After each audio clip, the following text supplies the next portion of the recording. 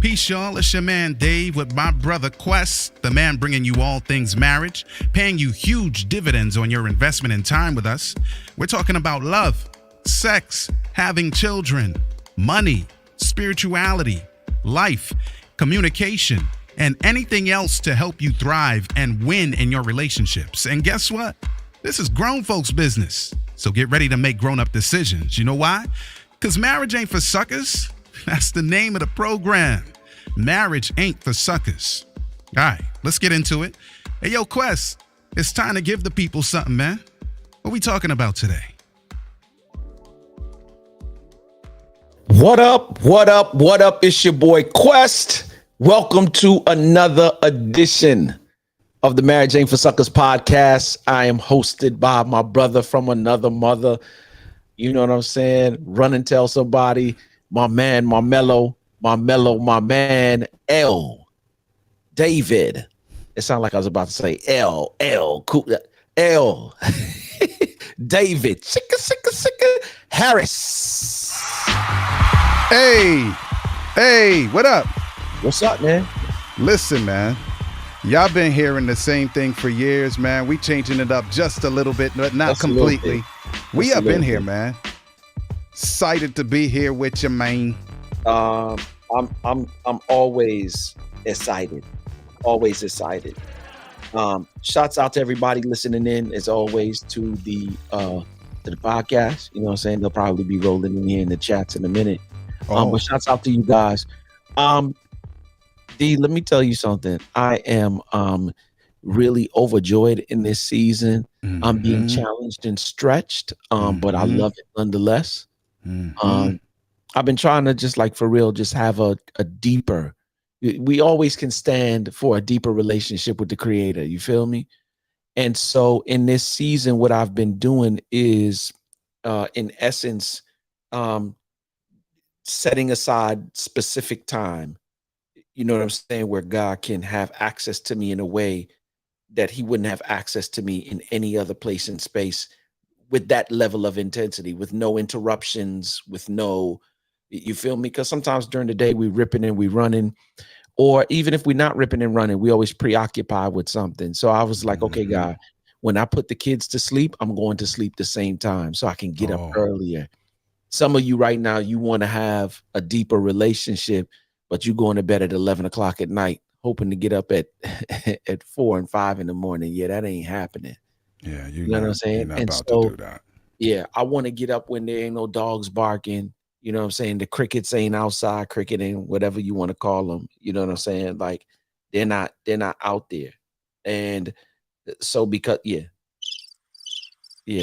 ain't happening. Those are like crickets. Yeah, you feel me? Like when you're not hearing that. And so I've been going to bed roughly about 9:30, 10 o'clock. But I've been waking up he's been waking me up at like 1:49, 1:50, like all within that last 15-minute period before 2 o'clock. Like, I don't know what it is about that last quarter before 2 o'clock, but that's the hour that he's been waking me up for the last 3 or 4 mornings. Mm-hmm. And I've been getting up groggy as all get out, stumbling over myself. Like, you know what I'm saying? Because that around that time is when the sleep really kicks in. Yeah. You know what I'm saying? Yeah. So he's interrupted that. And I've been getting up and I'm just like, but I will tell you the benefits of it. And I'm just scratching the surface on these benefits. When I tell you a level of peace, right? And a bit of joy because I'm doing it, right? And I only expect for it to increase. Why? Because he said he starts at exceedingly and then moves to abundantly. And then above all we could ever ask or think. So yeah, man, that's where your boy is in this season. I'm grateful. I'm grateful to be doing this with you as well. I'm always grateful. You know what I'm saying? I'm amazed sometimes. We say it to people all the time. We got over 40, but like we legit been rocking since our age was single digits.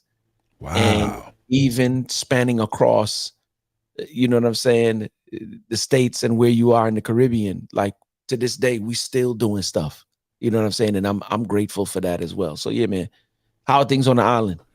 Yeah, life is life. It's extra hot for Jamaica. I mean, Yeah, Simone say it every 5 minutes. It's hot. It's hot. It's hot. I'm like, we live in Jamaica, yeah, but it's not that the whole island is always hot. But it's unusual right now. yeah, It's yeah. unusual, right? So, but we good, man. Like in a couple minutes, I'll probably sweat enough buckets to lose a pound, and yeah, then come out of this box and cool off a little bit. But it is what it is, man. And yeah, right now it's overcast, and no, I'm not gonna do that. I'm not gonna do that. But yeah, we good, man. We good for real. I wouldn't have it any other way. Yeah, I love it. I do, like I said to you all the other week, like I need to get over there once a month. Come on, I talk need to to me, get over D. there once a month, and Talk to me. it's not right quite time because y'all not calling me. But I did say we looking for couples and workforce teams. Couples and workforce teams. Like, put it in the chat if you definitely need it. But if you ready to move forward, man, just hit us up, man, and we will develop those teams and those relationships, man. Let's go. I love it. I love it, man.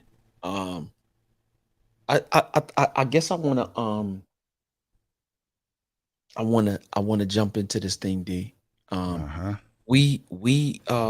for those who don't know, me and D hold this marriage thing with high esteem, and we've been questioning me and the team. Shouts out to AB, Abriana. Shouts out to Shonda, and shouts out to what I'm saying. Keep the faith. Keep the Uh, faith.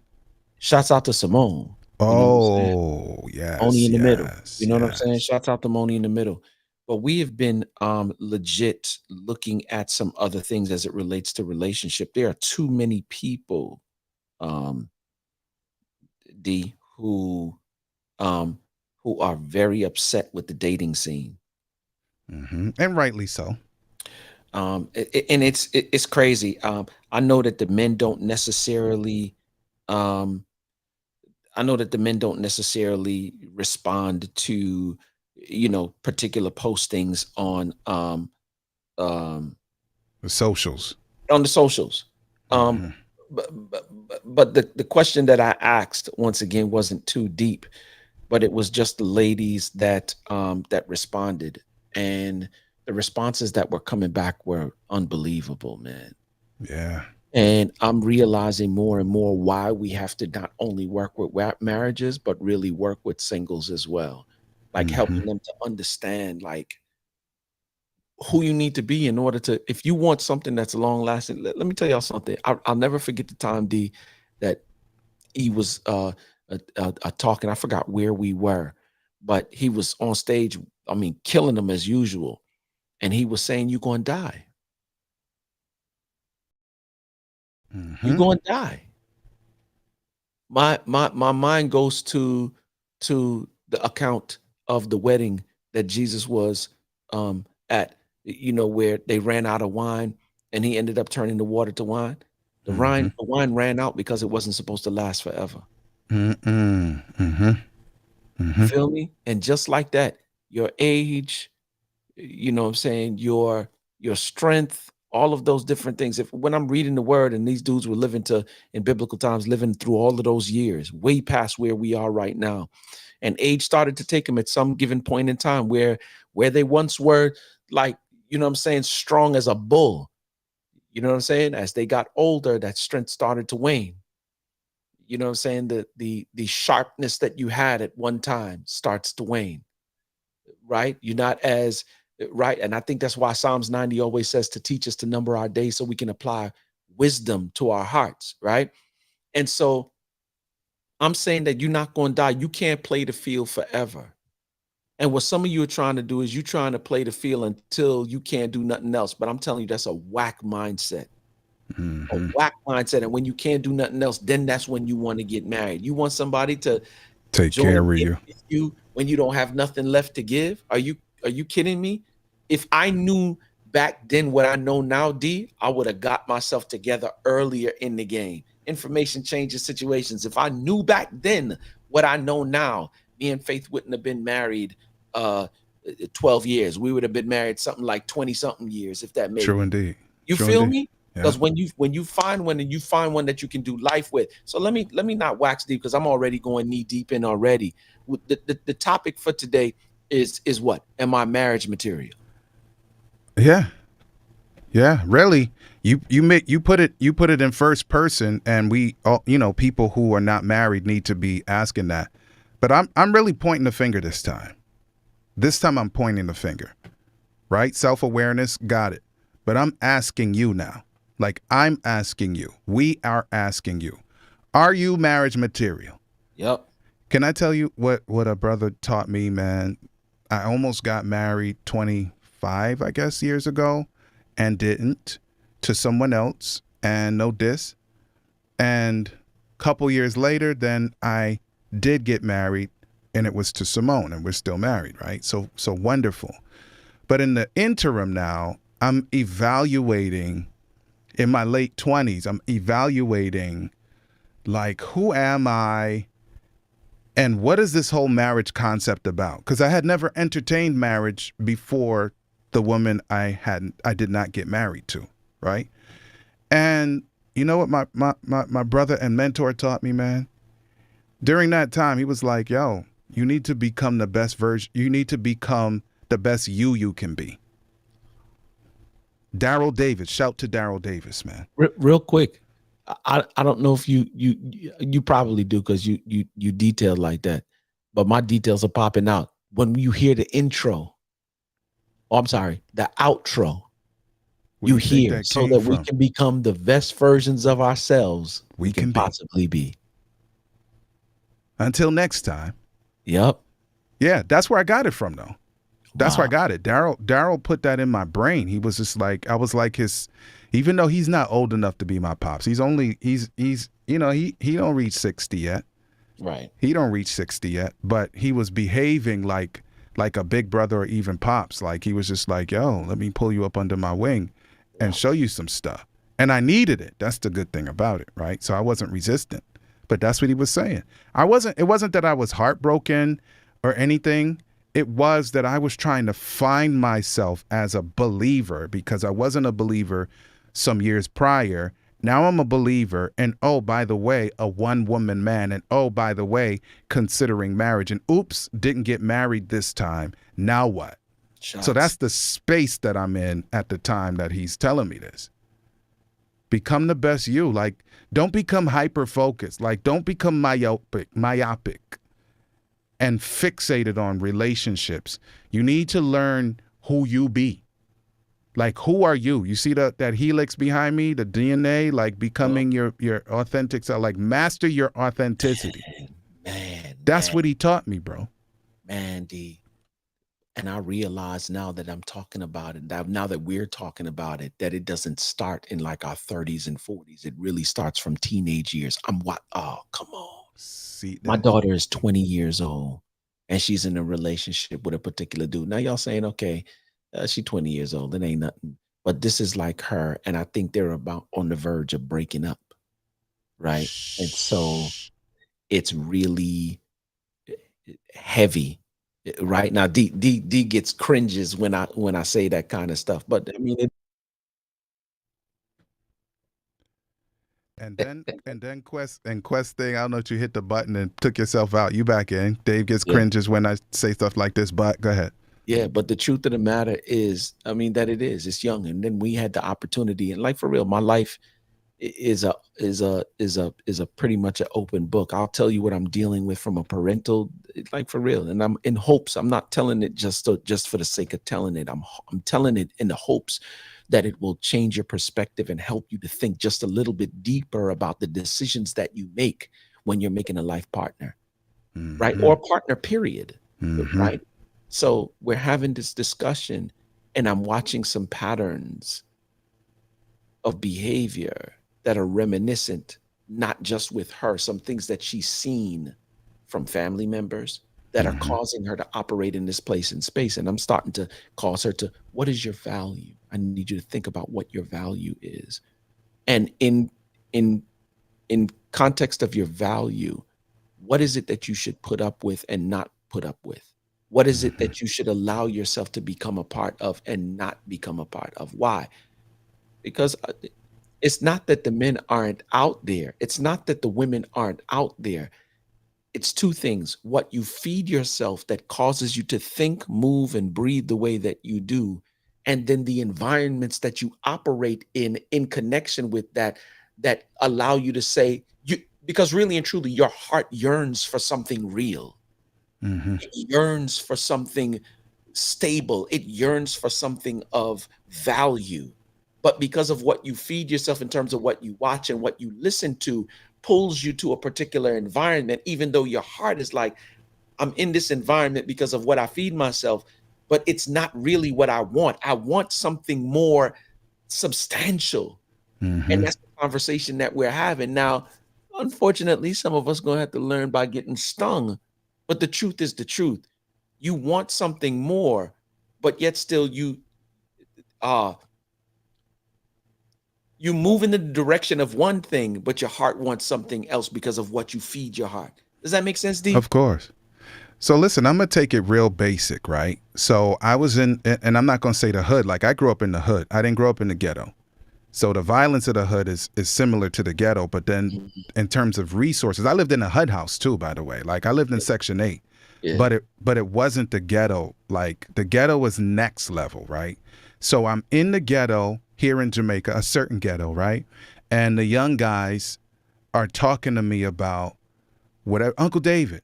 Like we need like these. They looking for women, right? They're in that age group and they're saying that they can't find them. And listen, you can find a woman in the ghetto. You Find can them. find a dude in the ghetto. Find them. You can Wonderful. find them. But these dudes have been in the ghetto, in that particular ghetto, for however long, and they're like, we can't find nobody, and they're frustrated like they can't find nobody. And I'm like, bro, I'm talking to a bunch of them. I'm like, bro, why don't you just go up to Mandeville? And I picked a university, NCU.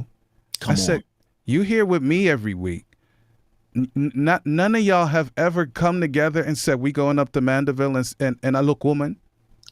There's no shame in it. Like there's no shame in it. You're in the age group. We're not talking about anything nasty or unholy. I'm just like go up to Mandeville and see what you can see. You remember the dude Jermaine, bro? Yeah. Jermaine Johnson. I remember.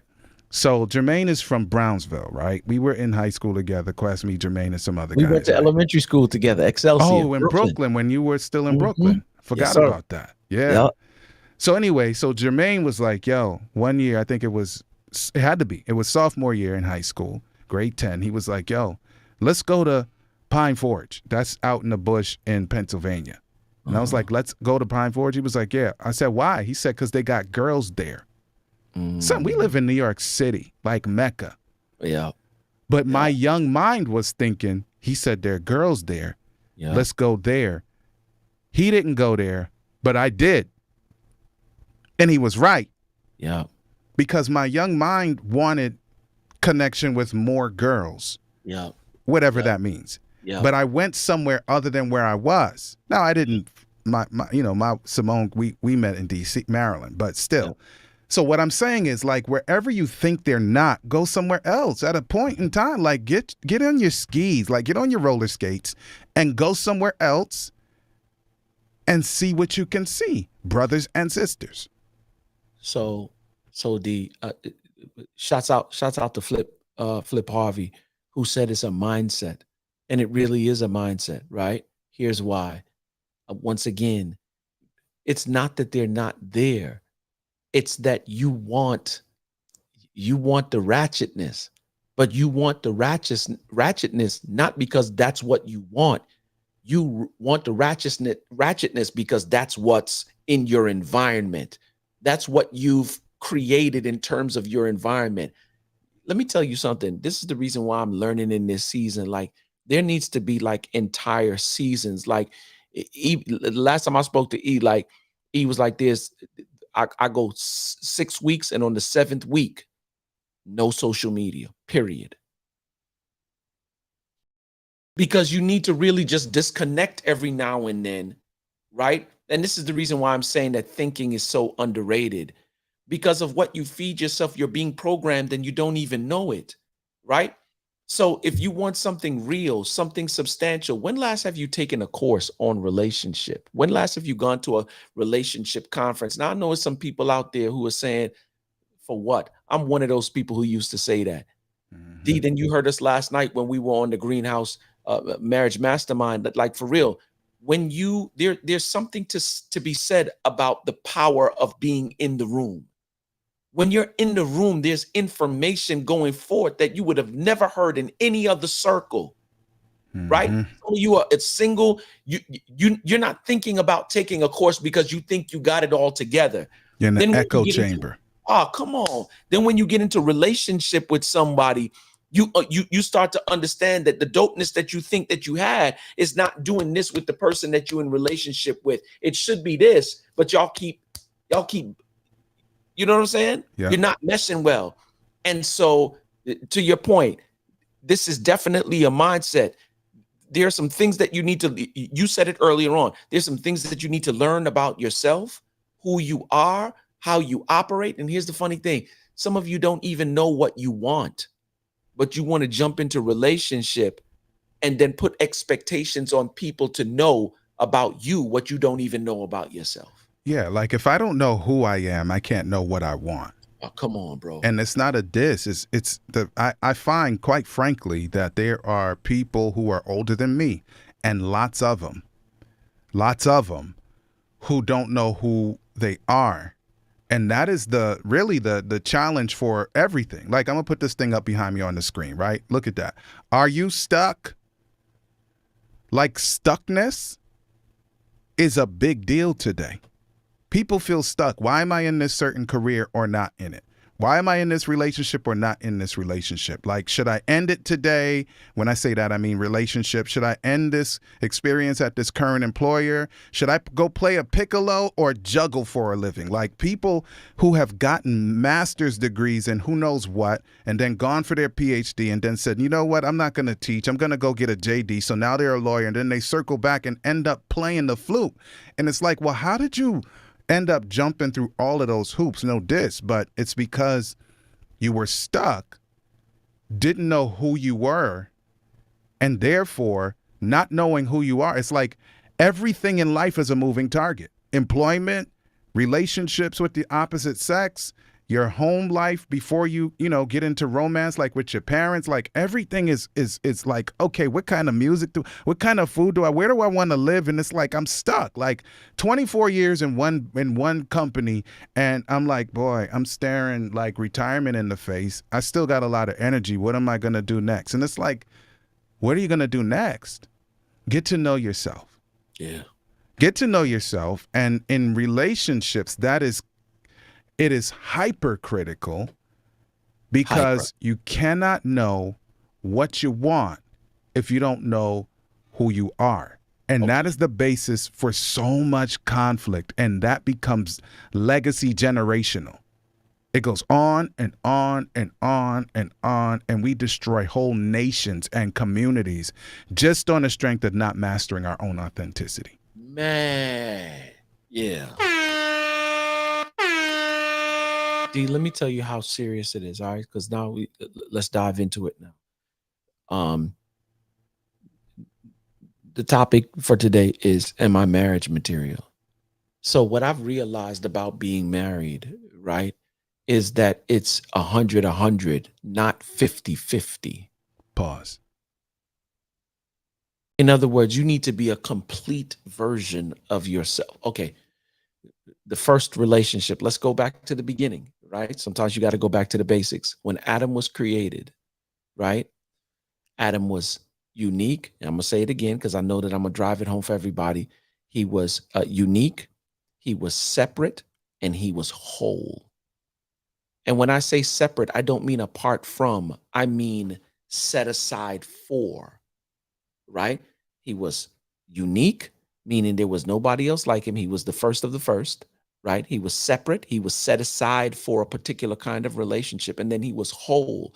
So in other words, God gave him the place that he should have been, what he should have been doing, right? And then he brought him the animals to name. So what am I saying? He knew where he was supposed to be. He knew what he was supposed to be doing, and he knew who he was supposed to be doing it with.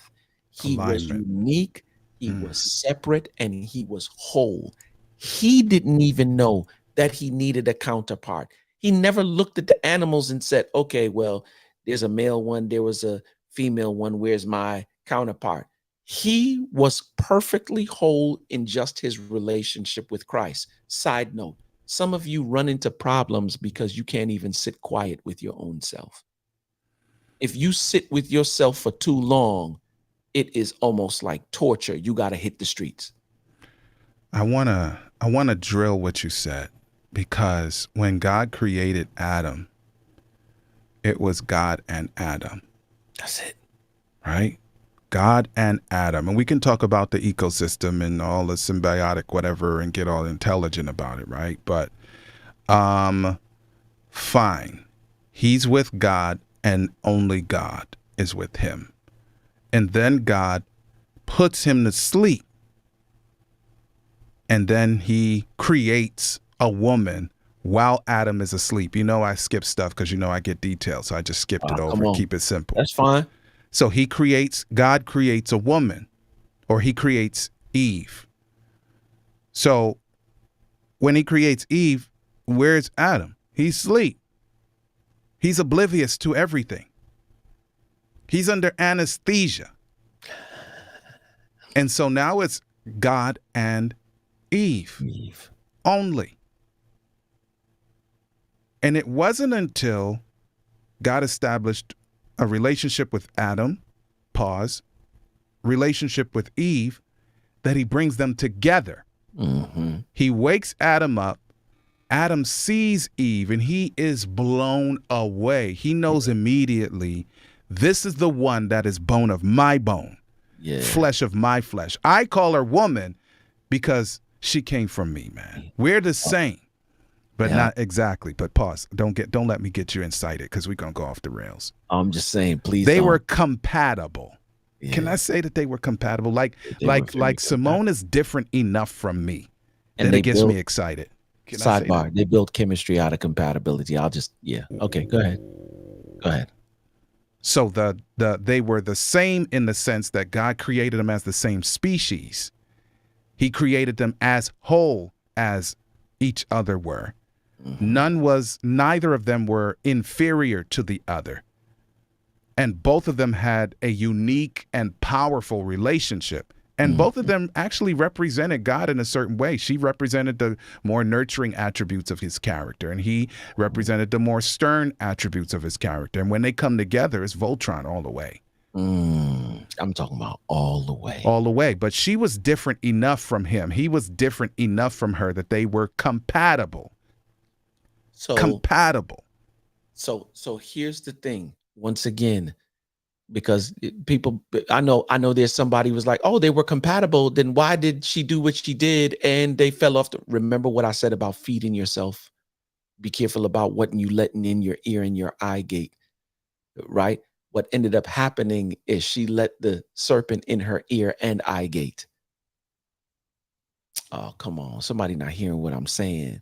Like, you know that you yearn for something real. You yearn for something authentic, but yet still you watching all of this foolishness that you watching on Instagram. You partaking in conversations that are not fruitful. You being in places and spaces with people who, like, for real, got all manner of I'm telling you, I put the post up this week.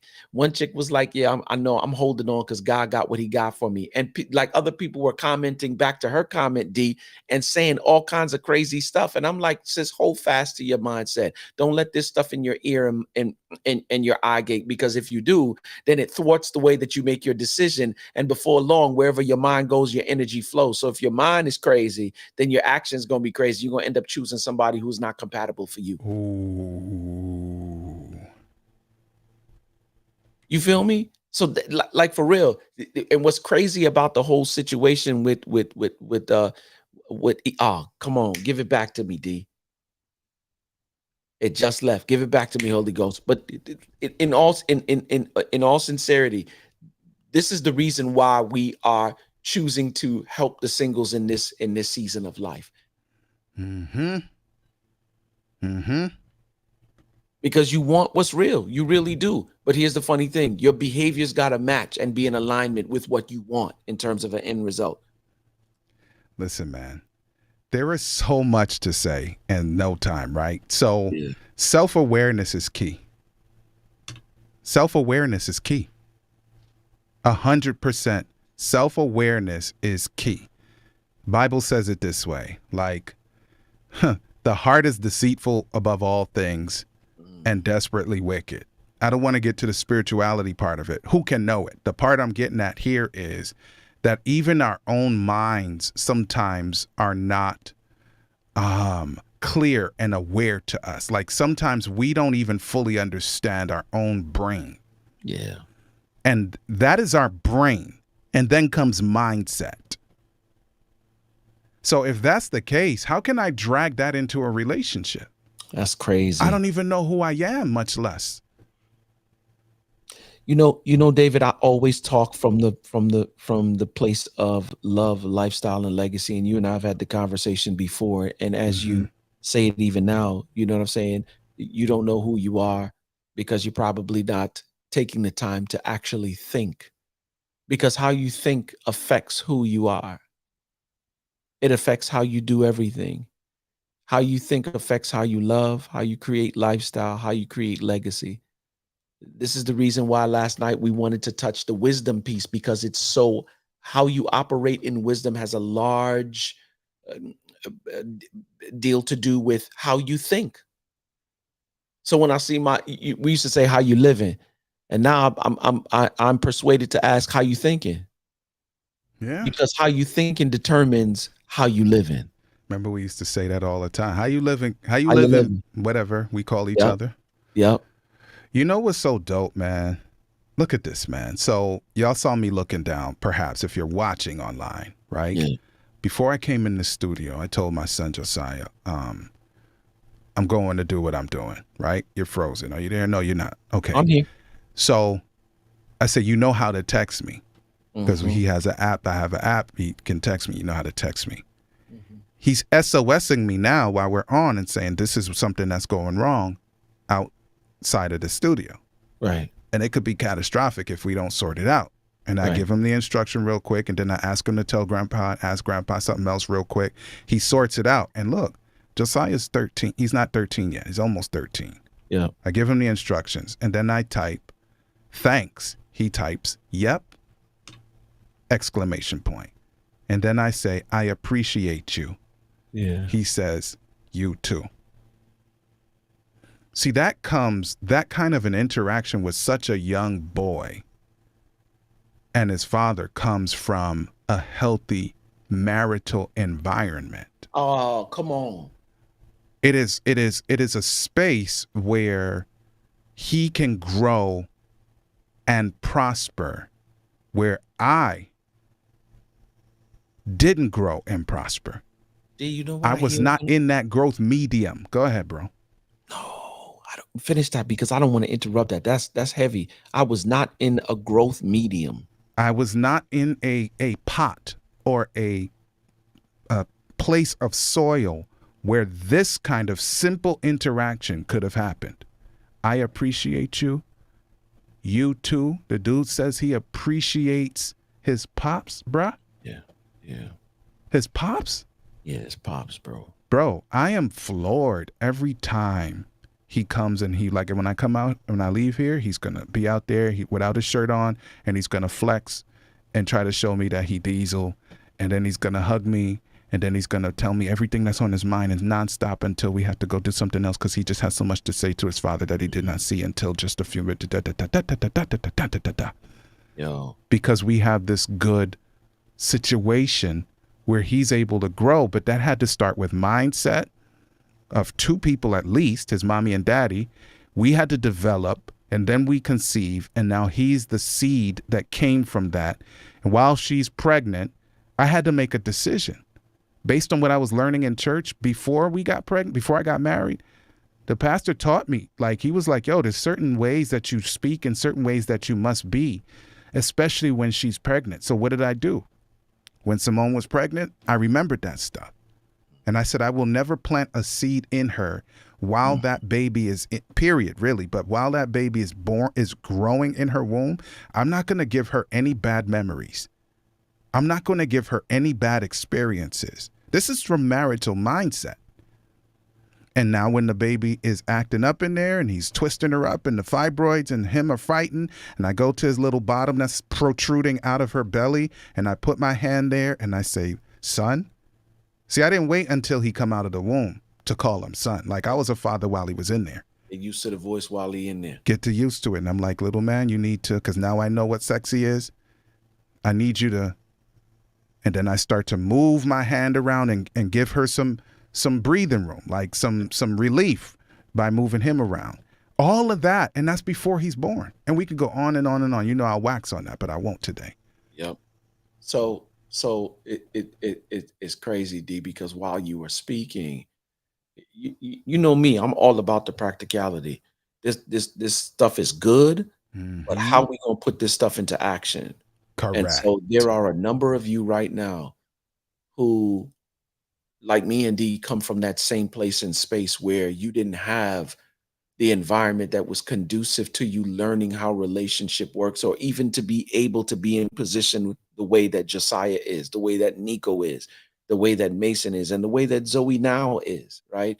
Because I think the second half of her life is going to be so much greater than the first half, right? As it relates to a dope marital environment. And what some of you are doing, because you don't know your authentic self, and because you have not taken the time to know your authentic self while you desire relationship, you are going to repeat. You're going to repeat your previous situation, or you're going to repeat the dynamics in which you grew up in. Because let's just be honest, this relationship thing is the most important decision that you will make in your entire life, outside of your decision to give your life to Christ. This is going to be the most important. This is the person that you are going to do life with. Conversations, influences, decisions to make. This is the person you're going to do life with and not around. And if it's not done right, you're going to pay the price for it. And there's a lot of couples right now who paid more than they were willing to pay. I gladly pay whatever the difficulty and challenge is with Faith Green. I'm gladly paying that price. Why? Because it's causing us to grow. That's it. You don't want to get into one where you not knowing who you are. You just watching anything. You just listening to anything. It's influencing who you are as an individual. Yo, the enemy is, oh, bruh. When I'm saying a sly fox, my man is nice with it. But can I say something? This is real simple. This is one of those simple telltale signs, right? When I'm in the gym, right? There are people, men and women, who are with their phone on constantly, right? No, I'm not an old dude saying put away your phone. I'm not about to say that, so don't bother with it, right? But what I'm noticing a lot of, Quest, is that there is a lot, like an inordinate amount of posing. I don't mean when you take your pictures. You like pictures? That's your business. Like, don't let the introvert cramp your style, right? I'm not talking about that. But I'm talking about an incessant capturing of every moment, every single day in the gym. And I'm thinking, somebody doesn't know themselves. Because, I mean, I could go down the list of some of the reasons, but if I have to filter and pose and filter and post, pose, filter, post, pose, filter, post, constantly, not one or two pictures, not PFP 3 ministry. pictures. What do you say? PFP ministry. PFP ministry.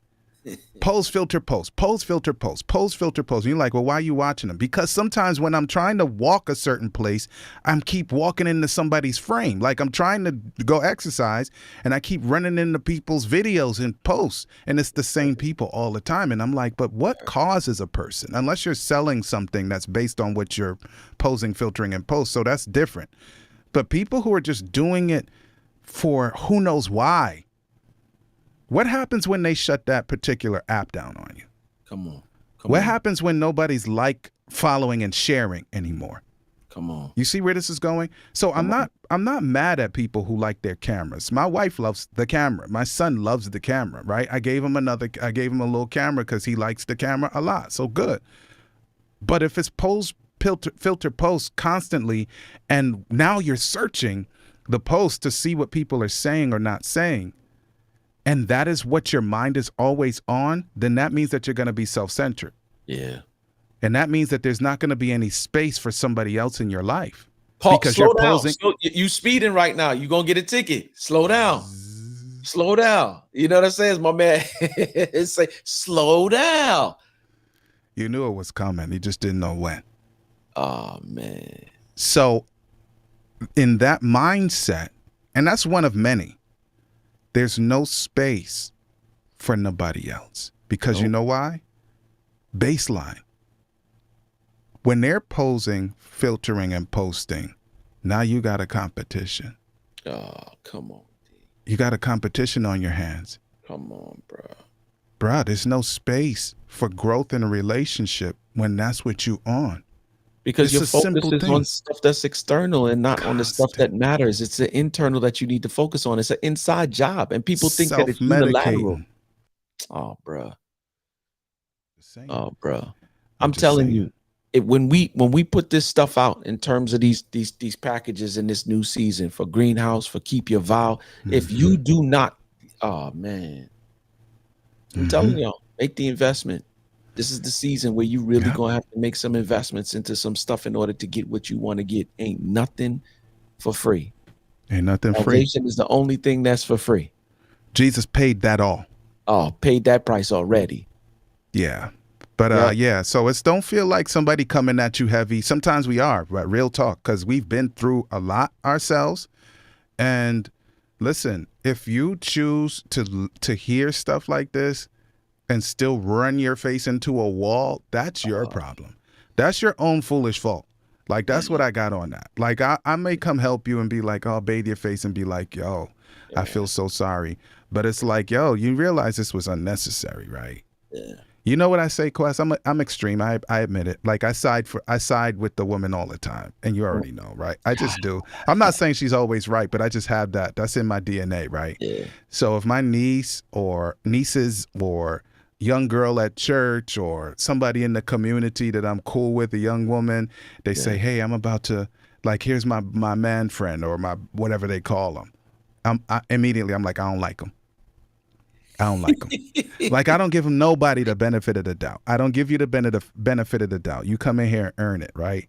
So I'll give you one example and then I'll pause on that and we got to do the closeout, right? So I'm in a youth Bible class, right? I'm teaching a youth Bible class with one of my bros. And there's a guy who's not from that. He's probably from the community, but he doesn't go to the church, right? And of course, my young girls are in there too. And I could see that he's connected to one of the young girls. But before I even get into that, like, I tell the guys in the room, the same thing I just said, like, I do not like you. It's a joke to them because, so it's no heat. It's like, I do not like you automatically because you're a guy and I'm protecting these girls. I already don't like you. Like them off the rip? Yeah, I already don't like you. And I'm in a Bible class. How'd that go? But they got the point, right? So it's just like, oh, Uncle David, come on. I'm like, I know, I like you when you're not liking the girls. I like you by yourself, but not when you're trying to get with them. Like, I just automatically, like, you were guilty unless proven innocent. Like, I didn't say until. I said unless proven innocent, you are guilty. That's how I see it, right? All right. So I'm not saying it's okay. Don't follow me, but hear the story. So, okay, so class is over. Young woman comes to me. She's old enough to be married, but she's young. And she starts telling me about some dude on Instagram and she's trying to figure her life out. And what does this mean, Uncle David? Fine. I talked to her about that. And then do you know that one of the young men that was visiting and finger beckoned her to come to him while I was talking to her? And we were having a good conversation. Then I looked over there. I was like, while you were talking to her? While I was talking to her. It wouldn't have mattered, but still. While I was talking not while I'm talking to her. But bruh, bruh, I was having a tender conversation with the young woman who's old enough to be married, but I'm Uncle David, right? And I said, bro, come here. Did you just psst to her? Yeah. I said, that's a woman. And he looked at me. I'm in the ghetto, bro. Like, I'm talking about AK-47 ghetto, bro. But I'm still like, I was like, did you not hear what I said earlier? Yes. And he looking at me sheepishly. I know he gangster, but he knew he stepped in it. Yep. And I was just like, bro, And then I chided her. I was like, you were about to go. Like, you paused. You were about to go to this dude that beckoned you, psst, finger beckoned you, and psst. Once again, D. I was like, you will never do that again. Can I just insert it in there for a moment? Right there. The reason why is because of what we are feeding. Like, we live in a culture now where that kind of thing is acceptable. We come up in a space and time where we like, psst, and chicks will be like, whatever. You don't psst me. Oh, yeah, you come up to me. No, you couldn't do that when we were kids. You couldn't do that back we in the were day. young. You could not do that. I remember couldn't that. do Like, that. nah. You had to be like, excuse me, miss. Can I? Excuse me, miss. I remember. You know what I'm saying? That is so true. Even to this day, Jay still school. Excuse me, miss. What's your name? Come on, don't You know go what far. I'm saying? Don't Like, go for too real. far. I'm just saying, that's how we addressed. We wasn't so on no true. Hey, yo, Respect. what? Yeah. And I'm saying that in this season, for those of us who are old enough to move through this thing called relationship, and there should be certain things that are just understood. Number one, you got to understand your value, and you have to be authentically you. Now, for some of us, you're like, what does that mean when we drop the That's packages? the whole point. That's we the give whole you the point. what? You got, you're going to have to buy the how. That's exactly right. And that's good because you got to get the good stuff. YouTube ain't going to save you on this one, man. You're going to have to come in here and get this one. So we got love for singles, and we want you to have advantages that many married people didn't. And yeah, it's a good thing. You know, we talked about this heavy back in 2018, Quest. It's not new, but it looks like the Lord is re-energizing that message and with our big brother, bringing it to our attention. And we're going to get that done, man. They don't even know that the big homie is going to be back in all of this. Yeah, you know what I'm saying? When it, I'm just telling y'all though, when it drops, make sure you in the place. Don't be mad. Don't be mad. If you miss it, it's on you. 23, 24, and 25 about to be some crazy years. I'm telling y'all, get in where you fit in. Get in where you fit in. So yeah, give them something good, man, while this thing loads them up. And yeah, we'll get out of here, Quest. From shaky to good, from good to great. Ultimately, what we want is phenomenal relationships and marriages, but it don't just happen. It takes work. So let's do that work. There you have it, y'all. And mutual respect. And it works for those willing to make it work. Real talk, our spouses are treasured jewels given to us to make life better. And the sooner we learn to value one another, will be the sooner we become the absolute best versions of ourselves we can be. Until next time, peace.